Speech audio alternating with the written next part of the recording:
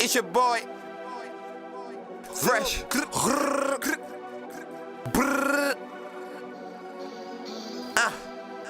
Mubs got beat. They mad at me, I done came up on them. They want the old me, I done changed up on them. Well, you on Megastar TV.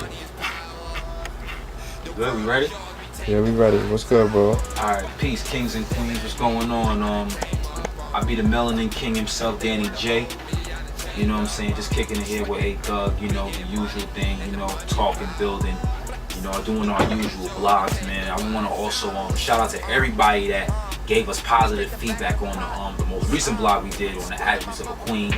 You know, you can still check that out on YouTube, watch that. Give us your feedback, whether, you know, give us your opinions. You don't have to agree or disagree. You have a right to, you know, but we love the feedback regardless. You know, we feel it in love. But, you know, here today we here to touch on a few topics about, you know, the business and promoters. But I first want to touch on the topic of, you know, Troy Avenue releasing a project called New Pop. Now, y'all know, you know, Tupac was an artist who was ahead of his time. You know, he was an icon, you know, at a very, very young age, but way ahead of his time. You know, everybody loved Pac. You know what I'm saying? It wasn't, you know, like I said, he wasn't the most skilled with lyrics, but he had such a powerful message behind his music. You know, he was a very smart, intellectual man. You know, made a very huge impact on the industry. You know, till this day, it's just crazy how, like, even after 21 years of his death, his name still rings bells. His legacy is still kept alive by people, you know, through the music, through everything. You know, you even have college courses in his name. It's just, you know, it's a beautiful thing. You know, as a fan, you know, it's a beautiful thing.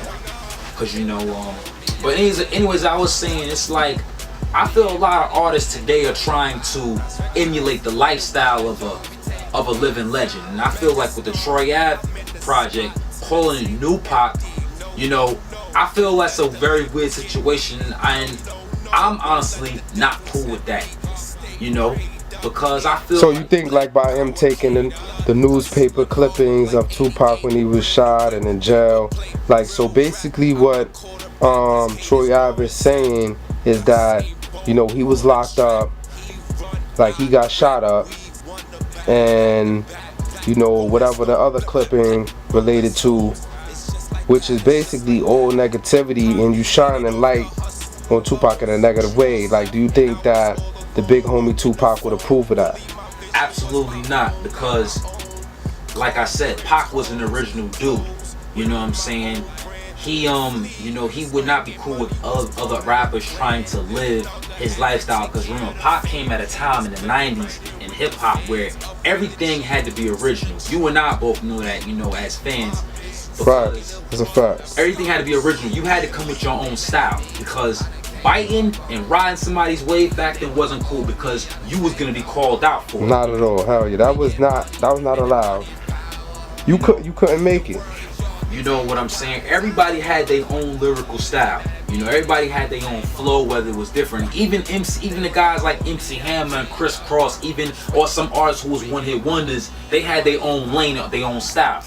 You know what I'm saying? But I don't think he would approve with that. And honestly, to keep it 100 with you, with the brutal, honest truth, if Tupac was here right now, he would not be doing records with 95% of these rappers. Because I feel like with the message he had and what he stood for, he didn't stand for the coonery. He didn't stand for the feminine, all of this gay shit that's going on with a lot of these brothers coming out here dressing like little girls, all these tight jeans. You know what I'm saying? Pac wasn't no thug. When he said thug life, that was a way of life. Right. You know what I'm saying? It wasn't to I'm going to shoot people up. The hate they gave us, it had a meaning. What you feed us as seeds is gonna blow up in your face. It's like he said, a road can grow from the concrete. Like when you plant a seed, you know it's gonna blow up in your face, whatever you put in that dirt. But back to what I was saying is that I feel like Troy Ave, no knock on him. You know, I support anybody that comes out of New York. I think he's a, you know, pretty good independent artist, but I feel like I don't feel it's cool to try to emulate your image after another man. I feel like let like Nas said to Jay when he was, you know, when Jay was using a lot of Biggie's lyrics in his rhymes, and I love Jay. Why don't you let the late great veteran live? You know what I'm saying? Like basically, these are men that passed away. They left their legacy. You feel me? I mean, you might know them, you like their music, whatever, you inspired, and that's cool. But to actually try to like keep saying these people's lyrics, acting like you them, you know, actually calling yourself them, you know, and it's not in a metaphorical way. Like it's like, you know, you really, it's just too much, you know. It really is. And I think it's getting ridiculous. Now, no knock to Troy Ave. I understand you, but he's been through a lot. He's been shot.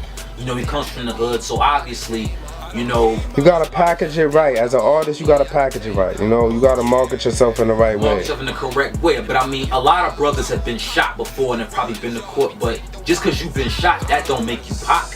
You know what I'm saying? You can't. Not like, at all. My thing is, you can't. As an artist, it's okay. Like you said earlier, it's okay to do a tribute and big somebody up. You know, pay homage and pay tribute. You know, to the ones before you. But you can't try to emulate the legacy of another man, because your fans and artists won't look at you the same. They're gonna look at you as a carbon copy. And I feel in my eyes, no disrespect to him, but he's not even close to the level. He could never be Pac. There can only be one Pac. Exactly. That's number one. Everybody gotta be themselves. Period. We already talked about that. Just like there could be only one A-Thug. And I know, like, you know, I know as from talking to you, you told me how passionate you were about Pac from the time that I met you. Facts. You know what I'm saying? Like, you could recite basically almost every song about him, every album you listen to. But I know, like, you did a record. I think what separates y'all two, you know what I'm saying? I'm not trying to compare you two, but I'm saying what would separate y'all two is that I know that you would do a tribute to him and pay your homage and throw a little lines in it, but you would never try to emulate an image of another man. You know what I'm saying? That's weird. That's weird. It's weird because you gotta stay in your lane. And I feel what he's doing is that, you know, new Pac, what are you, the new Tupac? I'm like, that kind of throws me off. Yeah. I don't know about other people, but so alright, before he did that, did you like some of the hits that he was coming out with?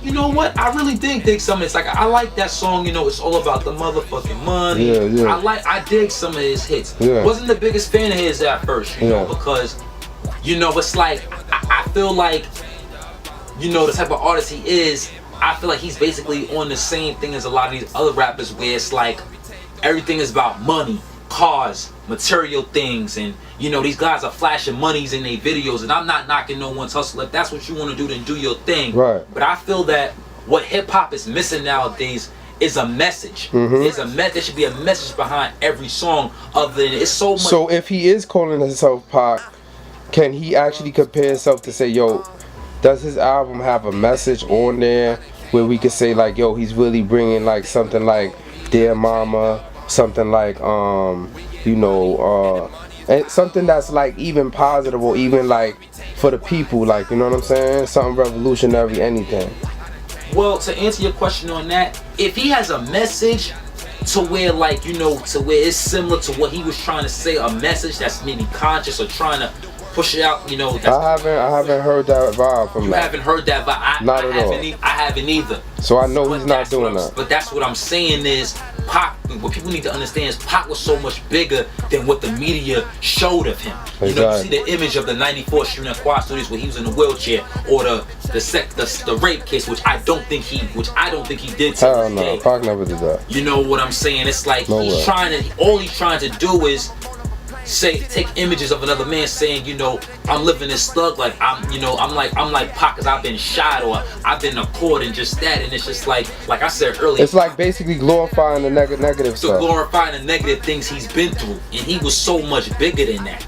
You know what I'm saying? Cause what Pac wanted was, he wanted to touch the people, make music for the people, and that's what separates him from a lot of other MCs that's out here. Right. You know what I'm saying? He wanted to reach out to the people. It's like when you listen to him, you know, you could feel, he give, when you know a real MC supposed to give you the chills when you listen to them. You like, yeah, that's a fact. Wow, because he could touch you emotionally and really grab you. Right. You know what I'm saying? So I personally haven't heard anything positive from this man, you know what I'm saying, until I have yet to see. But I don't think what basically my whole thing is, the moral of the story is, rappers in my opinion need to be original and come with their own concept. Doing a tribute or doing a song, paying homage is cool, but I think rappers need to be more original and stop trying to emulate, the lifestyles of the dead. They like I said, they were them for a reason. They live their lives. Let those men live peacefully. Let their legacies live. It's great to see that other artists are keeping their legacies alive, but you can't be them. You can't live their lifestyle. You can't do what they did. He could never do what he did. You know what I'm saying? Pac was he was a movement. He had Bloods and Crips coming together. I haven't seen that till this day. You know what I'm saying? He could say, it's like he did, you look at some of the interviews he did, he was talking about, churches in the communities, from every topic. It wasn't just about East and West, which was really pushed by the media, because he had love for the East Coast, you know what I'm saying, and all that other stuff. Yeah, of course. That was all, you know what I'm saying, but like I said, anyway, man, like I said, artists need to come with their own concept, be original, and stop trying to, emulate someone else's lifestyle. That's, just to end that. Rest in peace to Pac, what I'm saying? God bless the dead, man. 21, about to be 21 years, his legacy is still strong. You know what I'm saying? There could only be one Pac. So what you think would happen if, A-Thug did a song with Tupac? I think it would be dope, because I think A-Thug, you know what I'm saying? A-Thug doesn't try to live Pac's lifestyle. He's influenced by him. Right. So where he has, because if you listen to A-Thug's music, like Black Power, Black Lives Matter, or Puppet Masters, he's speaking on a lot of similar things that are Tupac had spoke on, some of the things he spoke on. Right. You know what I'm saying? Because A-Thug is creating a lane for himself. You know what I'm saying? And that's what separates him from a lot of these upcoming artists, is that he doesn't jump on the wave. You know what I'm saying? He's creating his own lane. He's being original. Right. You know what I'm saying? That's why I've had nothing but love for him. That's a fact. I'm sitting right here right? with him, but like I said, but in general, it's like I've had nothing but love for him since day one. Excuse me a second. But, right. It's like, 'cause I love original, and I love that, that he wants to reach out to the people, and it's not just about, doing this rap thing and just getting in it for a quick hustle, because he really takes pride in what he does and mastering his craft. And it's like, what these guys are not doing nowadays is that a lot of these artists, they don't take their craft seriously. It's like, I'm not saying, rap music is gonna, what I'm saying, it's not because of all the problems today, but it's like the message that these artists are pushing is like, you're trying to tell people to kill themselves, or you're trying to tell our young queens and these young ladies to be bad and bougie and all this other stuff. I just think that, as I said before, Thugger creates a lane for himself, and I feel like, everybody should go on iTunes, go on cdbaby.com and download, I'm a Black Rolling Stones Volume 2, and see what he's really about. You know what I'm saying? Because he's one of those guys there's a lot of independent artists that are out here making, great music. And they say hip hop is dead, but that's far from the truth. You have to know where to find it, because the real hip hop will always be on the motherfucking underground. It's never on the radio. Fuck the radio stations. And I said it like that. Facts. You know what I'm saying? But we still want all the radio stations to play A-Thug's music. Tune in, hit us up, because we gotta spread this out. You know what I'm saying? We love all the radios that love us. Black Rolling Stones. Let's go. Okay, Megastar TV. We want to talk about. We talking about the music business 101. Proper preparation prevents poor performance. At the end of the day, we sometimes we break down on the artists on being real, but what about the DJs, man?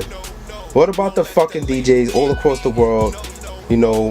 How are they contributing to the bull? Alright, I want to also say a message to all the DJs out there, that play all the records, on the radio and stuff. Salute to y'all that do that, but I also feel like y'all need to give more independent artists a chance, because there's a lot of independent artists out here, man, that's really grinding, working hard, and have a lot of hot records to play, that have a lot of, music to really give towards the people. Give these brothers a chance to get their shine on. Us as, African Americans, let's support each other, let's help each other. You know what I'm saying? If y'all can play anything in a club that has something to do with twerking and popping them things, whatever it is, man. Like, you know what I'm saying? Like, give the other artists, like, you know, I know my man A-Thug, he has a lot of stuff to, you know, to get the club jumping and create a great vibe and get the people together in the club, get the ladies out their panties and stuff. You know what I'm saying? That's right. Mr., you know, call himself Mr. Penny Dropper. You know what I'm saying? So what you think is the problem with the DJs? You think it's just they want to play the same songs and the same motherfucking songs that's already out and riding the wave, almost like back in the days, like a DJ was the person that you went to actually break these records and stuff like that. Now it's like they just dealing with only artists that's like basically in the industry. They don't really even be like, yo, I got a new artist, like